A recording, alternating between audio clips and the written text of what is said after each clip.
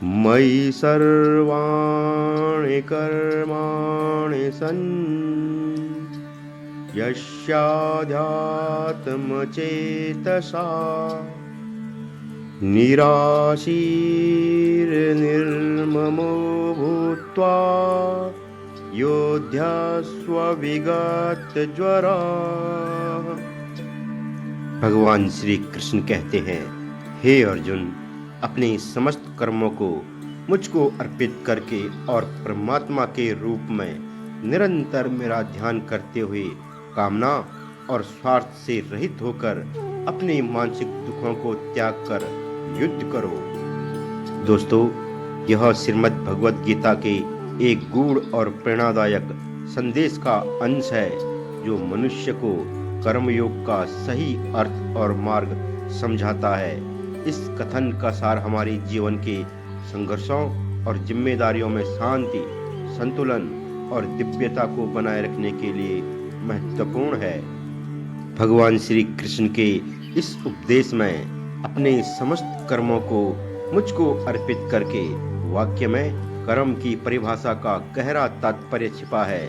इसका तात्पर्य यह है कि मनुष्य को हर कार्य को अपनी व्यक्तिगत इच्छाओं या स्वार्थ के लिए नहीं करना चाहिए, बल्कि उसे परमात्मा की सेवा या उनके प्रति समर्पण की भावना के साथ करना चाहिए।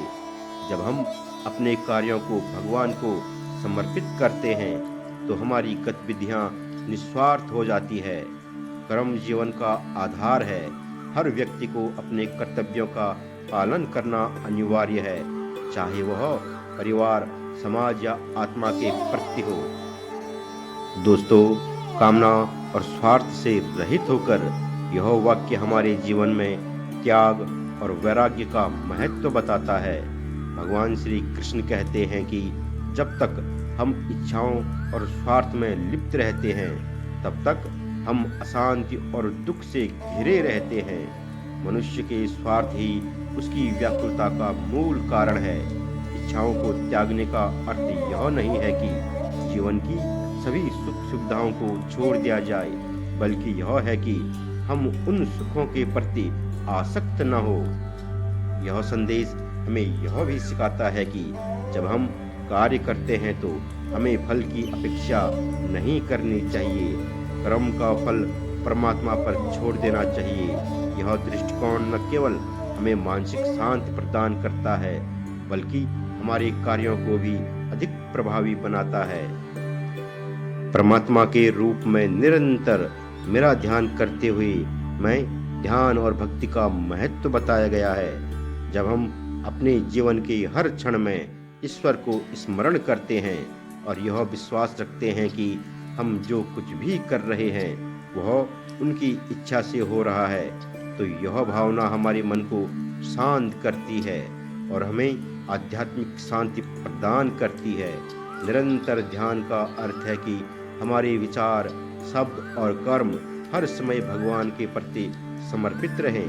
यह एक ऐसा अभ्यास है जो आत्मा को शुद्ध करता है और हमें जीवन की चुनौतियों से निपटने की शक्ति देता है। दोस्तों, श्रीमद् भगवद गीता का यह संदेश कर्मयोग के सिद्धांत को स्पष्ट करता है। कर्मयोग वह मार्ग है जिसमें व्यक्ति अपने कर्तव्यों को भगवान की भक्ति के रूप में करता है, बिना किसी फल की आशा के। यह योग हमें यह सिखाता है कि जीवन की हर कार्य को एक सेवा के रूप में देखें। कर्मयोग का पालन करने वाला व्यक्ति ना तो सफलता में अहंकार रखता है और ना असफलता में निराश होता है। वह हर परिस्थिति में सम्मान रहता है। दोस्तों, आज की भागदौड़ भरी दुनिया में यह संदेश अत्यधिक प्रासंगिक है। हम सभी अपने जीवन में किसी न किसी प्रकार के संघर्षों से गुजरते हैं, चाहे वह कैरियर से जुड़ा हो, पारिवारिक जीवन से या आत्मिक शांति से। इस उपदेश को अपनाकर हम अपने जीवन को सरल और शांत बना सकते हैं। जब हम अपने कार्यों को ईश्वर को समर्पित करते हैं तो हमारा दृष्टिकोण बदल जाता है। हम तनाव और शांति से मुक्त हो जाते हैं और हर स्थिति को एक अवसर के रूप में देखते हैं। भगवान श्री कृष्ण द्वारा युद्ध शब्द का उपयोग प्रतीकात्मक रूप से किया गया है। यह हमारे जीवन के आंतरिक और बाहरी संघर्षों को अंकित करता है।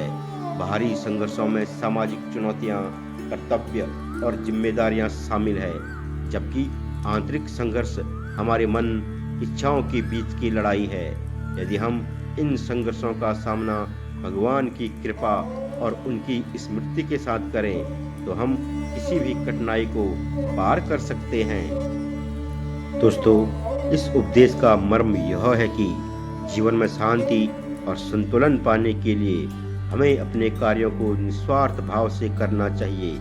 जब हम अपने हर कार्य को ईश्वर को समर्पित करते हैं और फल की चिंता छोड़ देते हैं तो मानसिक शांति और आध्यात्मिक उन्नति अपने आप मिलने लगती है। भगवान श्री कृष्ण के इस दिव्य संदेश को अपनाकर हम जीवन को गहराई से समझ सकते हैं और इसे अधिक अर्थपूर्ण बना सकते हैं। यह न केवल हमारे व्यक्तिगत जीवन को सुखमय बनाता है, बल्कि हमारे आसपास के लोगों को भी प्रेरित करता है। यह उपदेश हमें सिखाता है कि कर्म करते रहना ही धर्म है और ईश्वर के प्रति समर्पण ही उस कर्म का सर्वोच्च उद्देश्य है।